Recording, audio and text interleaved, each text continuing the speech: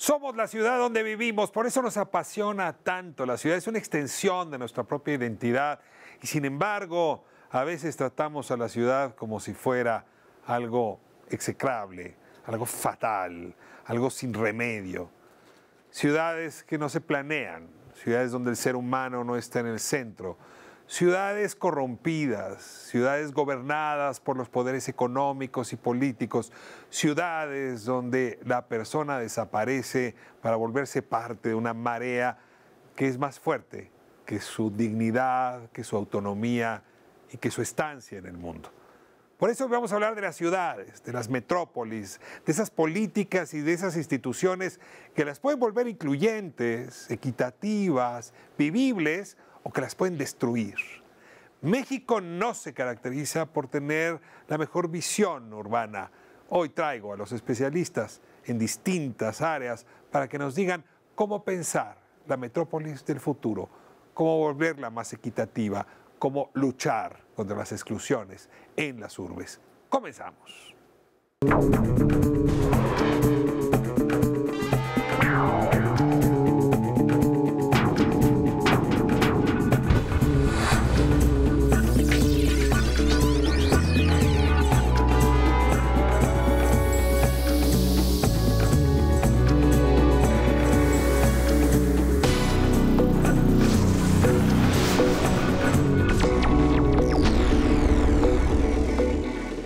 Abrimos nuestra conversación sobre nuestras ciudades, nuestras metrópolis y sobre cómo ellas imponen desigualdad o corrigen desigualdades. Tengo, la verdad, invitados de extraordinaria prestigio, de conocimiento. Les doy la bienvenida y como es tradición aquí en Espía les voy a pedir que se presenten.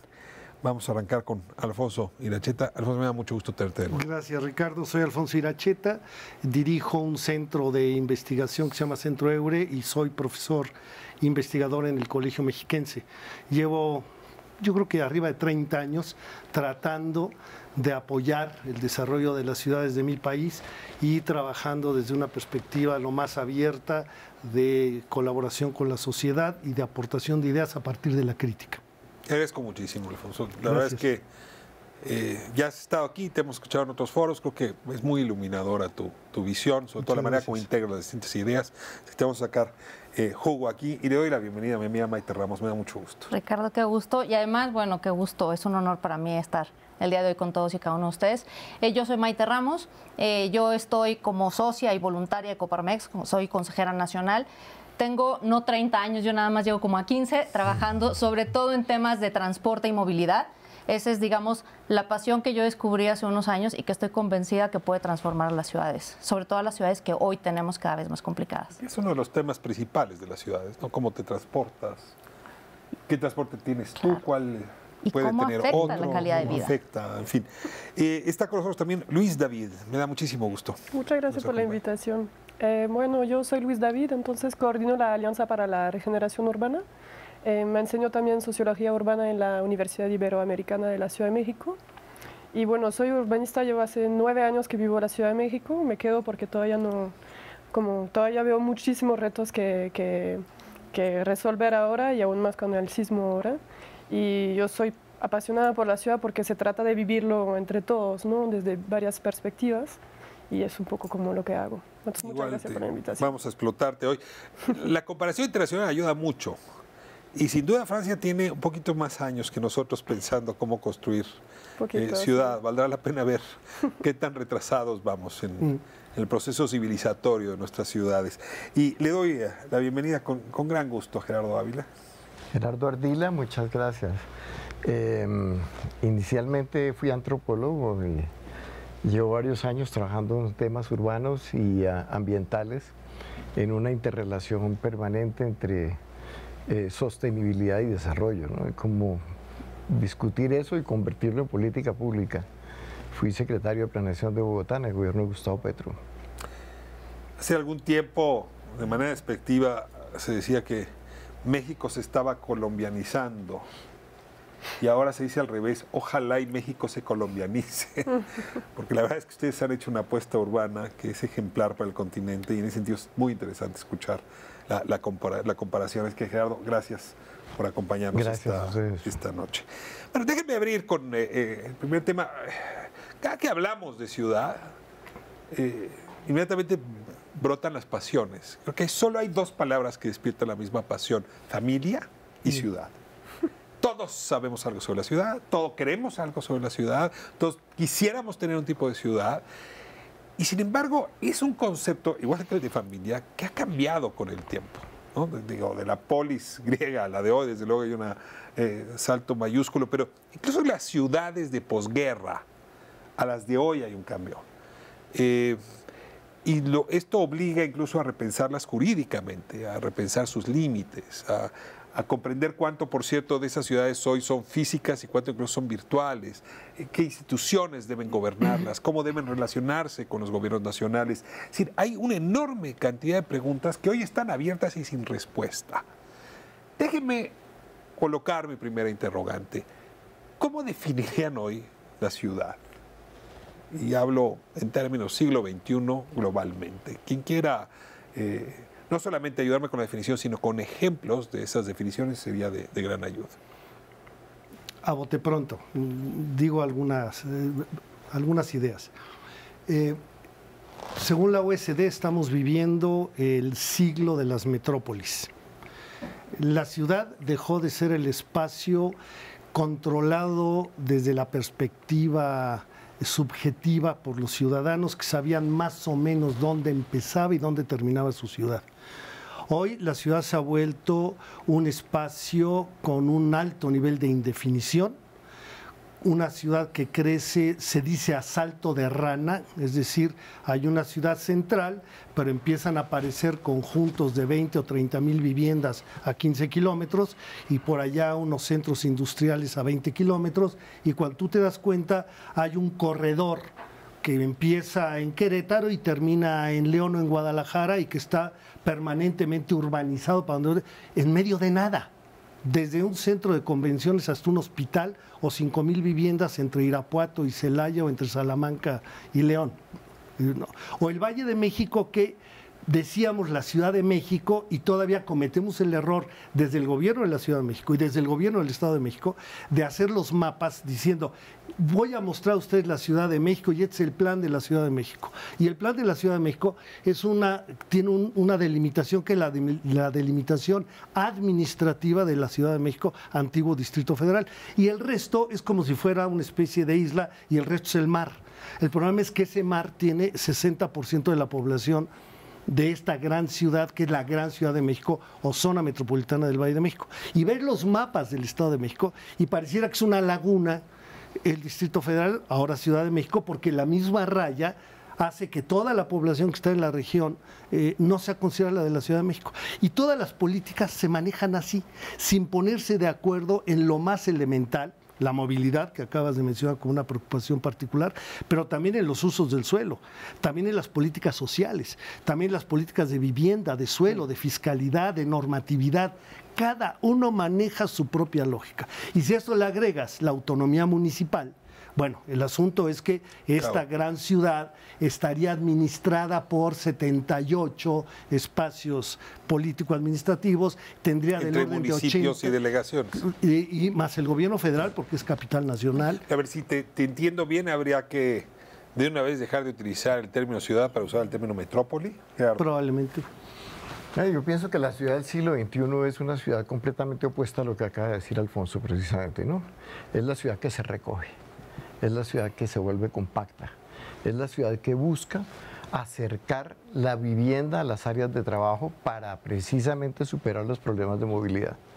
Es la ciudad que además, al recogerse, recupera espacio público para poderla hacer más vivible y para poder sobre todo mantener las condiciones mínimas de aire, de calidad del aire, de calidad del agua y desde luego de condiciones de intercambio entre las zonas rurales urbanas que pierden ahora esa determinación tan grande. Es una ciudad que ante todo lucha contra hoy en día el urbanismo en el mundo tiene como objetivo fundamental luchar contra la segregación. La segregación es el objetivo. Antes era la pobreza, la hemos superado en casi todas las ciudades en una buena medida, y la lucha contra la segregación empieza en la educación desde la primera infancia. Porque los niños que van a un colegio de pobres y los niños que van a un colegio de ricos son niños que van a ser, cuando grandes, todavía pobres o todavía ricos. Y eso hay que superarlo de una manera eficiente, de una manera efectiva y de una manera radical. Y por otra parte también es una ciudad que no solamente lucha contra la segregación desde esa perspectiva, sino también contra la segregación socioespacial, la localización. No podemos seguir localizando a la gente con menor capacidad de pago entre las zonas inundables o en las zonas donde hay posibilidades y riesgo porque son los suelos baratos. Eso es criminal. Sobre todo porque hoy sabemos cuáles son las zonas que se inundan y porque hoy sabemos cuáles son las zonas en las que el riesgo está presente de una manera muy activa. Entonces, seguir construyendo ahí, seguir localizando gente ahí es un crimen. Eso no tiene otro nombre. Ese es el tercero. Y por último, yo pienso que la última cosa importantísima en esa ciudad que estamos pensando es una ciudad que recupera algo que se estaba perdiendo en el siglo XX y es la mezcla de usos. La ciudad se volvió importante porque usted lo tenía toda la mano, porque usted no tenía que tomar el auto para ir a comprar el agua o para ir a buscar un pan, sino que todo estaba ahí alrededor. Y fuimos haciendo esa especialización en áreas homogéneas, áreas de industria, áreas de comercio, áreas de residencia, y así destruimos las ventajas de la ciudad. Y la ciudad del siglo XXI recupera ese carácter para hacer otra cosa. Luis, Maite. Pero pareciera que estamos hablando de dos mundos, ¿no? Porque efectivamente estas ciudades del siglo XXI pues son ciudades que muchas veces nos ponen de ejemplo y que nosotros mismos queremos poner de ejemplo cuando estamos estudiando distintos casos. Pero cuando tú revisas estas ciudades y te das cuenta del número de habitantes, de cómo se han ido planeando y tratas de traerlo acá con toda la problemática efectivamente de la falta de coordinación metropolitana, de la falta de visión de los políticos para planear a largo plazo. Nosotros pareciera que nos gusta planear nada más lo corto y lo inmediato y no una visión más por las ciudades, sino políticamente hablando. Y entonces se vuelve muy complicado. Y también una ciudad como la Ciudad de México, donde tienes pues una población o esta zona metropolitana que es mucho mayor que casi cualquier país en Europa o casi cualquier país que pudiéramos utilizar como ejemplo. Se vuelve una cosa como muy complicada, ¿no? Me parece que efectivamente deberíamos ir para allá y la teoría nos habla, ¿no?, de ciudades orientadas al transporte. ¿Cuál ciudad mexicana está orientada al transporte? Ninguna. En muchas ciudades vivir cerca de una estación de metro habla de plusvalía, del valor del terreno. Aquí nadie quiere vivir cerca de una estación de metro. ¿Cuántas veces, cada vez que se va a inaugurar una línea de Metrobús, no vemos las manifestaciones de que no vaya a pasar, ¿no? Sí que la pongan, pero no enfrente de mi casa, ¿no? No cerca de mi trabajo, no cerca del colegio de mis hijos. Lo vemos como una problemática, en lugar como una forma de avanzar a una ciudad mucho más habitable, a una ciudad que pudiera darnos una mejor calidad de vida. Hoy creo que hay una ventaja en las generaciones más jóvenes, porque empiezan a dejar de ver el auto como algo aspiracional.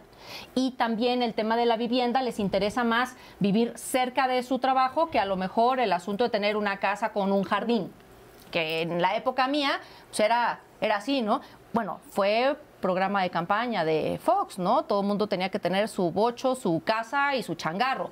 No importaba si la casa estaba a 70 kilómetros o si después la iban a dejar abandonada. O no importaba si nos íbamos a llenar con 6 millones de coches o 35 millones de coches en el país. Pero tenías que tener tu coche. Y creo que tendríamos hoy que estar haciendo esas políticas públicas, utilizando y sumando a los jóvenes para hacer ese cambio generacional, para poder llegar de la ciudad que hoy tenemos a la ciudad que nos habla Gerardo. Luis. Sí, también yo creo que es como lo que presentas es como la ciudad a la cual todos aspiramos, pero el gran problema es ponernos de acuerdo. O sea, yo considero la ciudad como este espacio donde somos muchas personas muy diferentes, con intereses muy diferentes, saberes, conocimientos muy diferentes. O sea, la ciudad se define por la división del trabajo, ¿no? Entonces, el reto de la ciudad para mí es la complementariedad de diferentes usos, y por eso la respuesta es los usos mezclados y esa como diversidad a nivel de barrio. Pero la pregunta es cómo hacemos para que esos intereses distintos, esos usos distintos sean reconocidos. Y ahí yo veo que como el problema son las reglas del juego, porque mencionas muy bien como el tema del valor del suelo.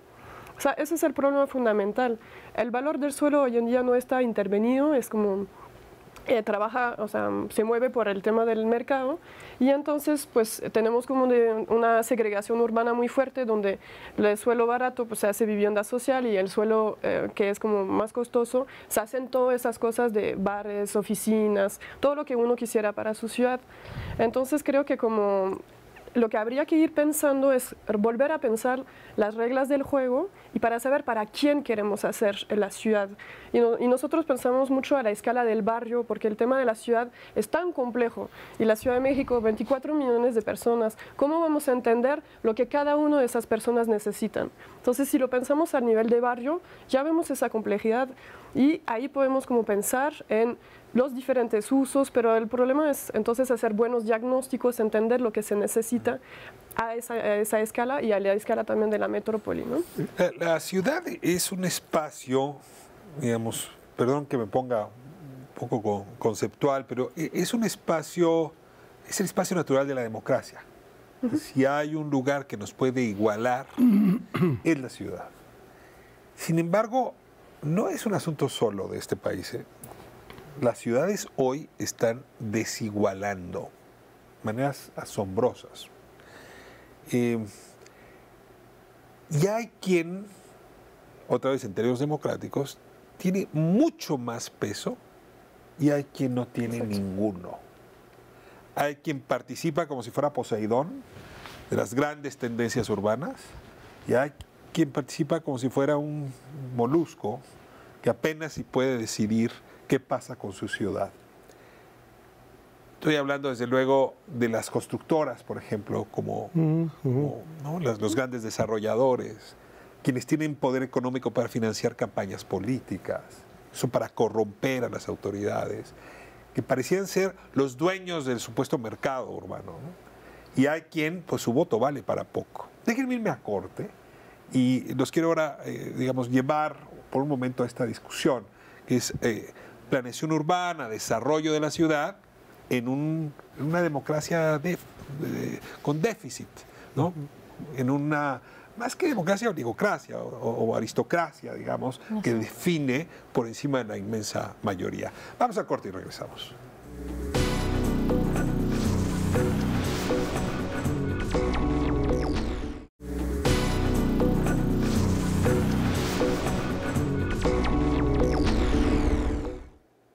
Estamos de vuelta en Espiral hablando de las ciudades y su desigualdad. Hablamos hace un momento de la desigualdad económica, cómo se expresa en la desigualdad urbana, pero necesitaba yo poner el componente político.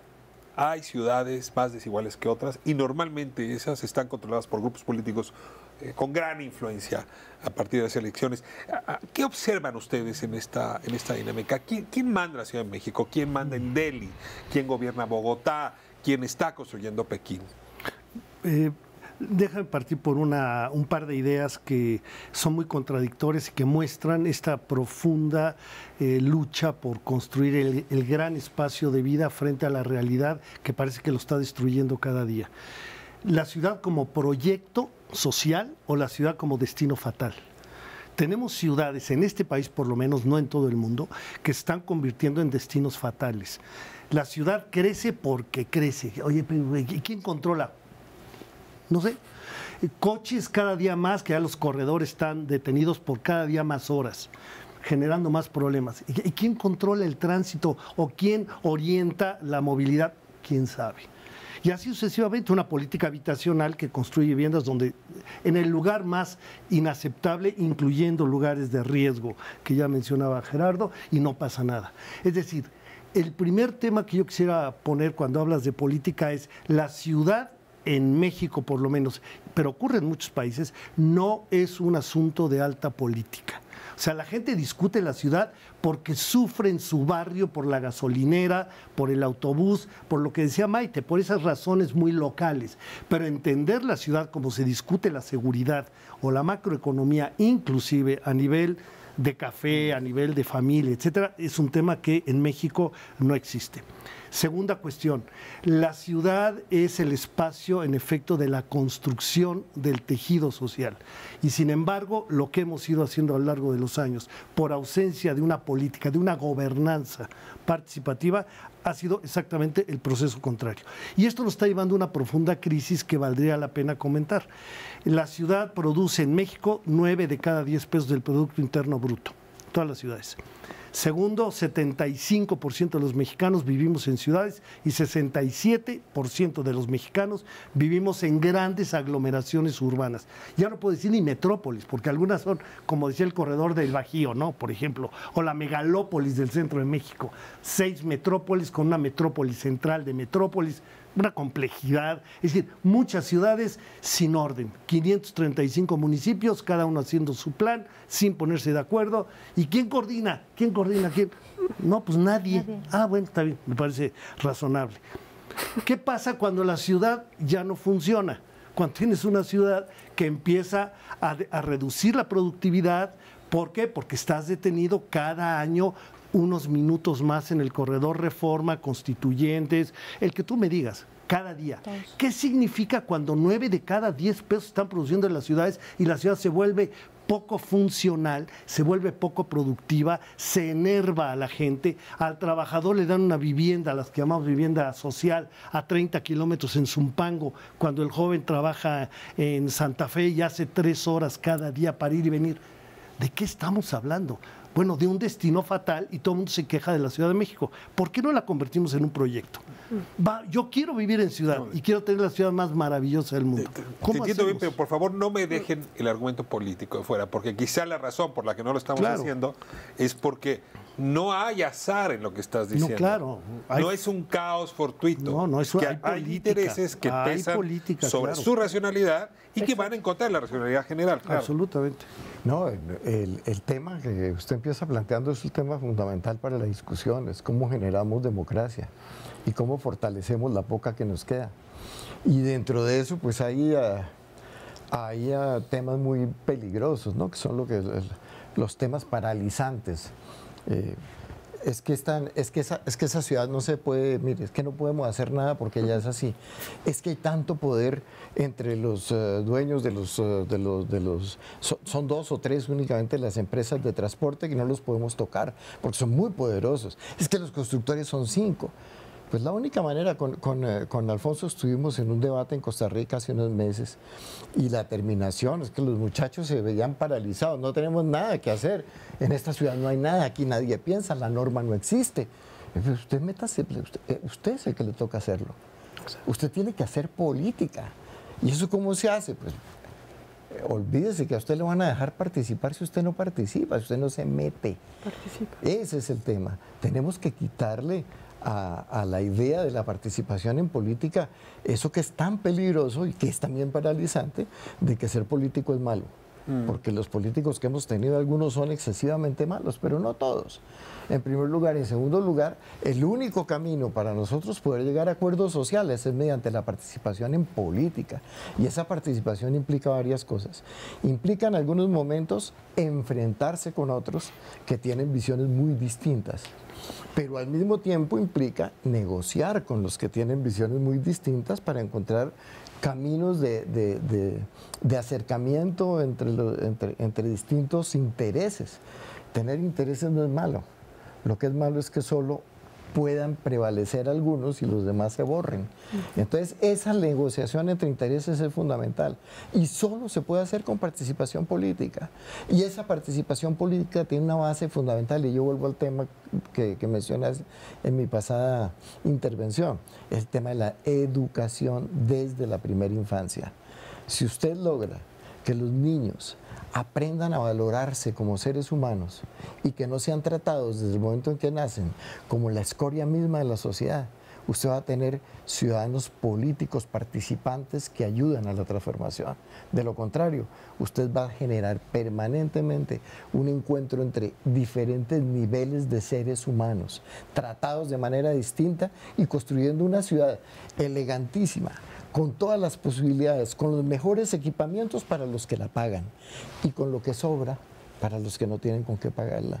Y eso no es humano.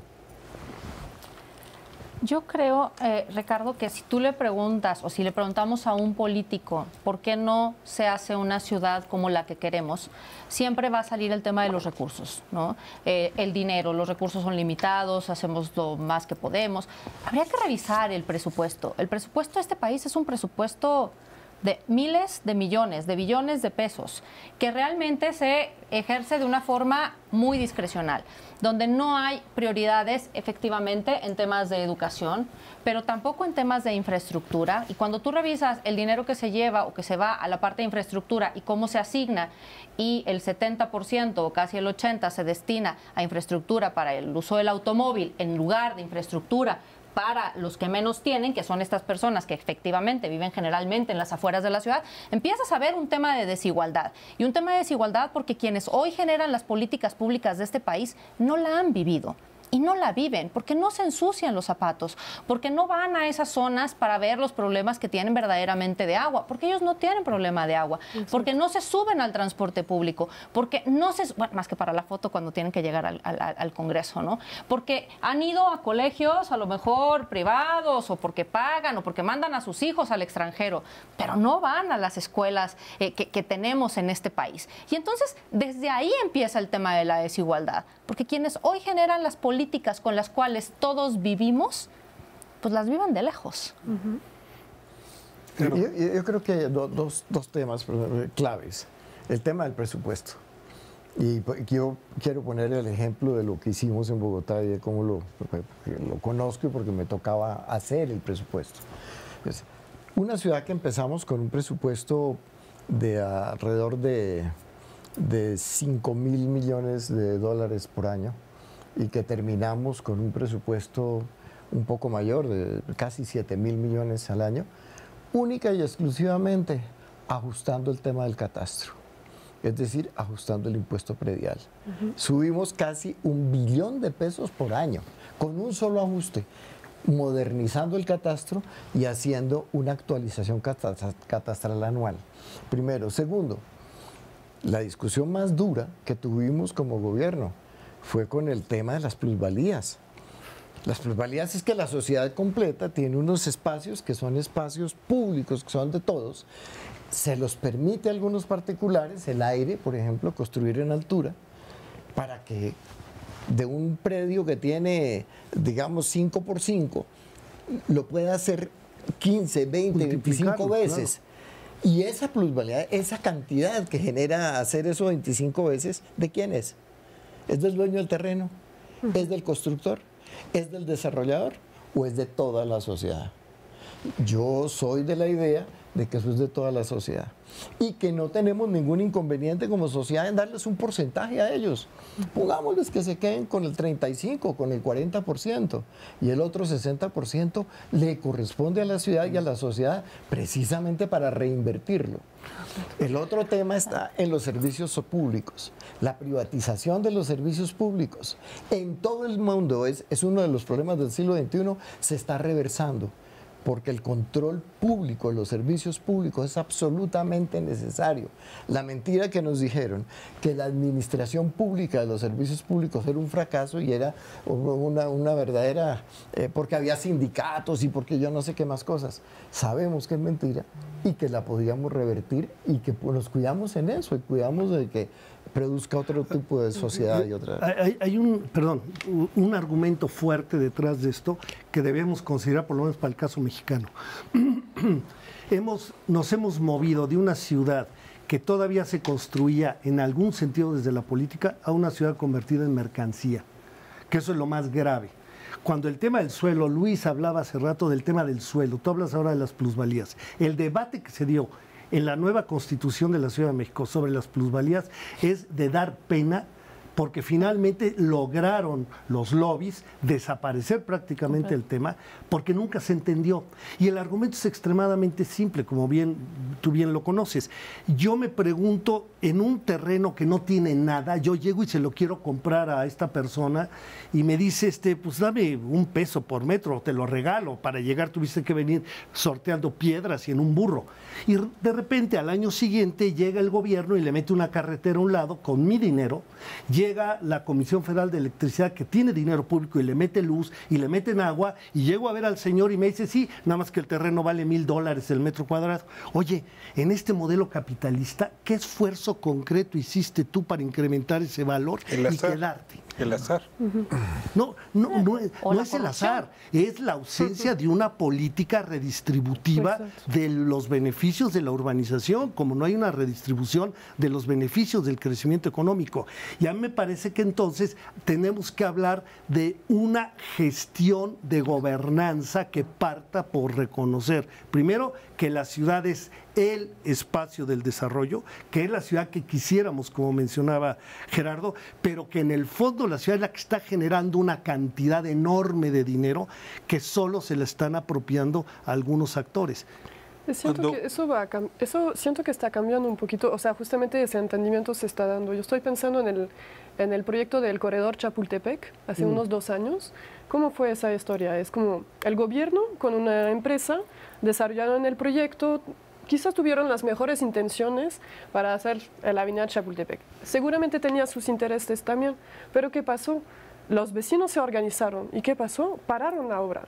Entonces, para mí fue una gran enseñanza ese proyecto también, decir, hay algo que está pasando aquí en la Ciudad de México y de todos se están quejando, los desarrolladores inmobiliarios, el gobierno, todos se están quejando diciendo no se puede hacer nada, todo está bloqueadísimo. ¿Por qué? Porque también los vecinos se están organizando, sí hay gente que se está haciendo como política o movilizando, pero eso es falta de coordinación y es como con mucha desconfianza. Entonces no hay como discusiones como constructivas acerca de realmente proyectos concretos. Y el problema con el corredor Chapultepec, mi análisis fue que hubieran debido hacer, como se hace en todo el mundo, procesos participativos desde el inicio de la definición del diseño del proyecto, para considerar los usos de la gente o las necesidades de la gente que hace uso de esa avenida.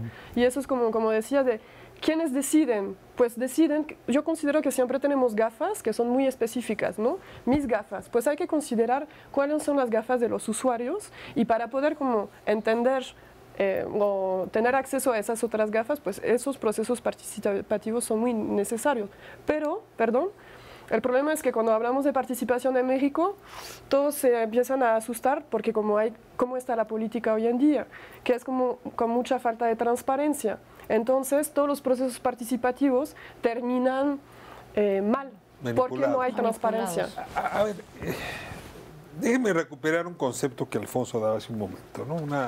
Ciudades que crecen a salto de sapo, dijiste. Sí, o de rana, es lo mismo. O de rana, es decir, como que tiene que ver como a golpe de ocurrencias del momento. Las ciudades que se han transformado han sido las que han tenido capacidad de visualizarse en el horizonte temporal, crear mecanismos legítimos de planeación y tener peso institucional, gravedad institucional para ejecutar esos planes.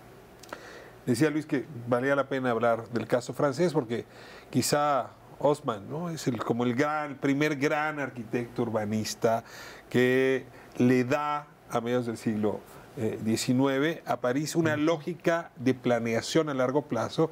Y si esa ciudad hoy es bella, no solo se debe a que los alemanes no acabaron con ella, sino que lleva muchas décadas de planeación y desarrollo.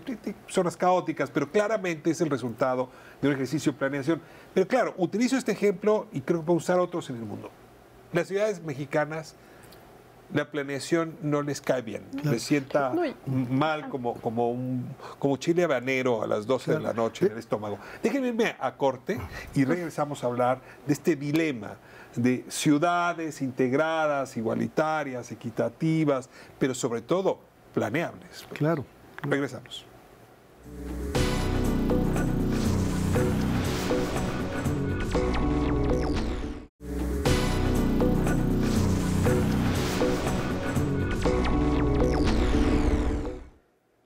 Estamos de vuelta en Espiral hablando de metrópolis, de ciudades, de equidad. Y decía yo hace un momento que quizá uno de los grandes dramas de las ciudades es que no han aceptado que dentro viven seres humanos y que la principal característica del ser humano es que puede planear el futuro. Ningún otro animal tiene esa enorme capacidad compleja, digamos, de entender el futuro y planearlo. Pero muchas de nuestras ciudades no han aprovechado ese talento cerebral de nuestra especie. ¿Dónde está el problema de la planeación en esta discusión? ¿Dónde lo pondrían? Adelante, Luis. Yo creo que el problema es la implementación, porque planeación, quizás no estarás de acuerdo conmigo, Alfonso, pero hay muchísimos planes de los programas de desarrollo urbano, la planificación existe. El problema es la implementación, no se siguen las reglas, las normas están definidas. Entonces, es cierto, la planeación implica un largo plazo y es lo que podría como permitir que entonces en Francia sí se planifica a largo plazo, pero el problema es que por más que pensemos un programa a 30 años, mañana ni la primera acción se va a implementar. Entonces, pues nosotros en la Alianza para la Regeneración Urbana nos hacemos esa pregunta de cómo hacemos con lo que hay, porque también es que nuestro problema es que se trata de planificar ciudades que ya están construidas, con 24 millones de personas en el caso de la Ciudad de México. Entonces, ¿cómo hacemos para negociar? Y yo creo que ese es el reto de cómo logramos negociar, cómo logramos coordinar y primero cómo logramos aprender o hablar juntos, ¿no? Perdón. Antes, me parece que el punto requiere antes un acuerdo básico. O sea, hay planes. El problema en México, hasta ahora ya tenemos una nueva Ley General de Asentamientos Humanos. Nos tardamos 10 años en lograr dar un paso razonable, incompleto, pero ya la tenemos, desde noviembre del año pasado. Pero el plan sigue siendo una jugada política y un compromiso que está en una norma y que, primero, nadie te obliga a aplicarlo. Segundo, no hay consecuencias jurídicas por no cumplirlo. Por lo tanto, yo puedo prometer que vamos a crecer al 7%, está en mi Plan Nacional de Desarrollo, o que voy a resolver con otras 15 líneas el transporte que está en el plan urbano, o en el de movilidad, o en el de cambio climático. Y cuando pregunto, bueno, ¿y quién obliga a este señor? ¿Quién le reclama que todo lo que dijo no fue cierto? Pero gracias a lo que dijo ganó votos y está gobernando. Es decir, hay una cuestión que me parece que es central. Planificar es el resultado de un acuerdo social y político. Yo he planteado en 1000 ocasiones, en todas las oportunidades que se me dan, que no nos podemos sentar con Canadevi, que ojalá estén viendo este programa. ¿Qué es Canadevi? Cámara Nacional de la Industria de la Vivienda, del Desarrollo de la Vivienda. Sentarnos con Canadevi y llegar a un acuerdo. A ver, Canadevi, ¿qué te parece si llegamos a un acuerdo? Yo gobierno, a través de una negociación y de una gestión y de un análisis científico, voy a determinar dónde no debemos urbanizar. ¿Por qué? Porque es la tierra de todos. Son las zonas arqueológicas, son los derechos de vía, son las zonas inundables, son las zonas con fracturas. La Ciudad de México pretende, donde se cayeron los edificios, volver a construir, todavía darles un 35% extra sin que pasen por ninguno de los estudios urbanos y ambientales. Si el plan de desarrollo no se sustenta en un pacto social previo, legítimo, consensado, es probable que no se cumpla. Claro. Yo creo que el tema de la planeación es un tema que hay que relativizarlo muchísimo, porque es una confluencia de diferentes tiempos, de tiempos que se mueven de manera muy distinta y que desde luego casi nunca concuerdan. La idea de planear a largo plazo es bastante discutible. Los países comunistas intentaron hacer los planes quinquenales y nunca los pudieron hacer, a pesar de que el que no los cumplía lo mataba o se iba al gulag. Por Dios, no, nunca funcionaron porque 5 años es un horizonte de tiempo en el que es muy difícil adivinar el futuro. Entonces las decisiones hay que tomarlas a escalas cortas siempre, tanto de tiempo como de espacio. Hay que disminuir y hay que empezar a trabajar en pequeños espacios que se van transformando poco a poco y que se puede hacer. Pero y que en la medida en que algunos van siendo exitosos, van aprendiendo, van mostrando a los demás cómo es que van funcionando y de qué manera funcionan. Pero hacer una planeación larga, nosotros tenemos experiencias. ¿Quién puede decir cuándo va a haber un terremoto? ¿Y cómo eso cambia los precios del suelo? ¿Y cómo eso reorganiza las áreas que tienen una mayor solicitud de parte de viviendas inmediatas y todo lo que eso implica en unas alteraciones que durante un tiempo se va a demorar México, por lo menos la Ciudad de México, en entender... ¿Renunciarías a la política de planeación? ¿Cómo dice? ¿De plano renunciarías a la política de planeación? No, yo pienso que hay que hacer diferentes escalas de tiempo de la planificación. Y que las escalas de tiempo permiten que hay cosas que son de larga distancia. Por ejemplo, ¿qué es de larga distancia? ¿Qué es la recuperación ambiental. Toda la vida tiene procesos largos. Segundo, hay que ser realistas con cuánto se demora uno en construir una ciudad. Yo he oído a gente que dice es que vamos a construir 100,000 viviendas este año. Discúlpeme.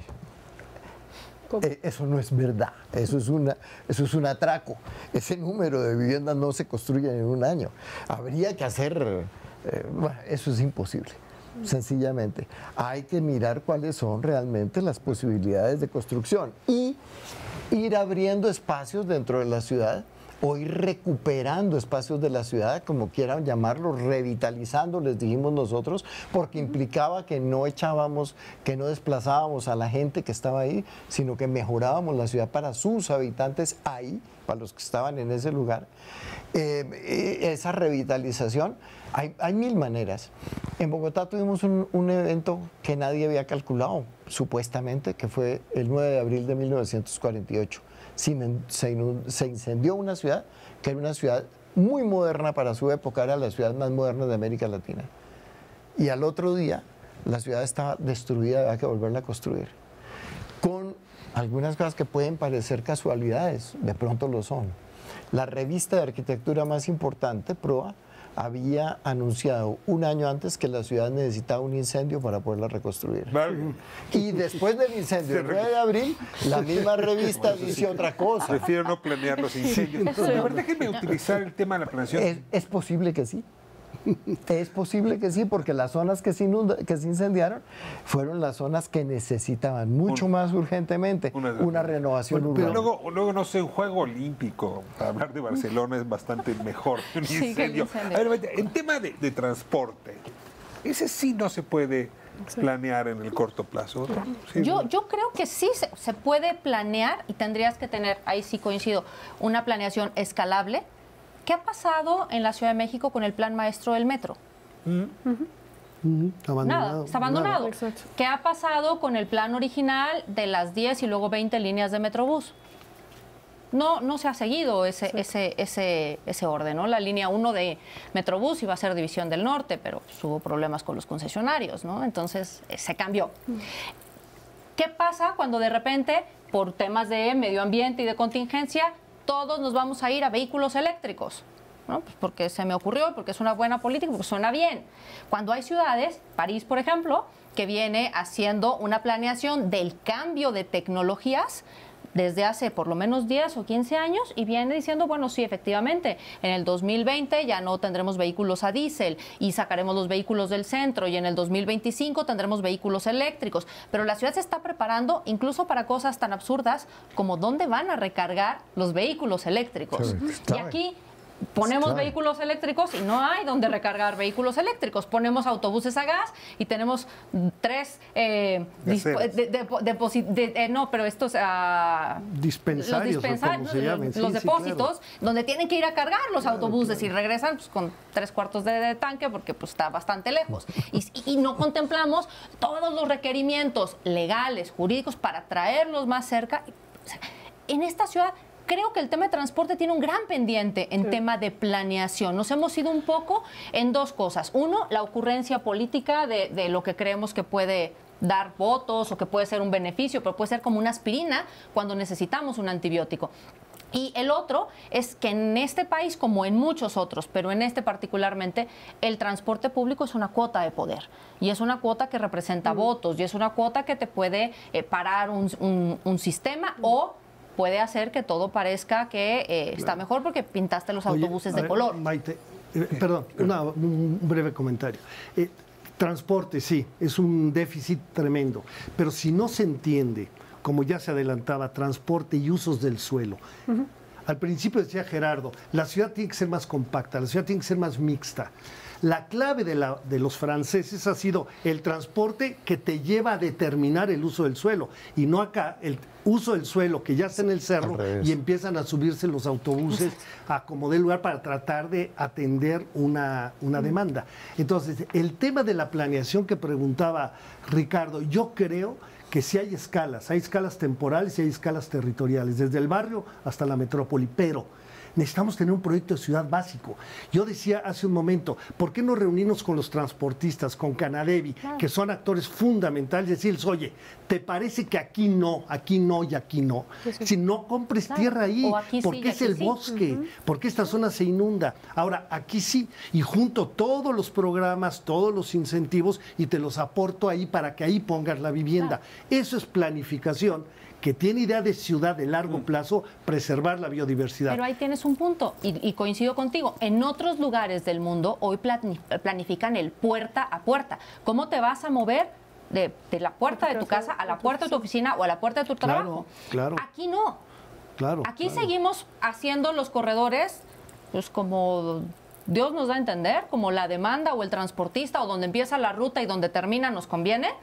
Y luego, pues en la primera y última milla, que generalmente se convierten en 10 o 15 kilómetros o 8, ¿no? Pues a ver cómo lo resolvemos. Pero nunca se preguntaron sobre la vivienda. A ver, Luis, una última idea, porque necesito redondear, se nos está yendo el tiempo. Sí, perdón. Y yo creo que como tiene que ver con algo que estabas mencionando, que es el tema del financiamiento.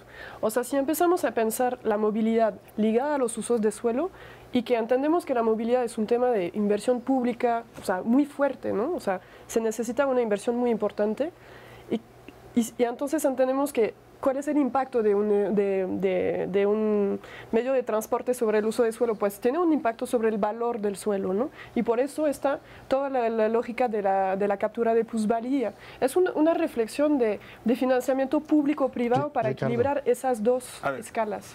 Yo estoy de acuerdo en que hay que hacer varias inversiones, pero una de las primeras inversiones que tenemos que hacer es invertir nuestra escala de valores y plantearla de otra manera. Cuando nosotros hablamos de movilidad, la primera movilidad por la que deberíamos responder es la del peatón. No tenemos ciudades peatonalizadas ni pensadas para el peatón.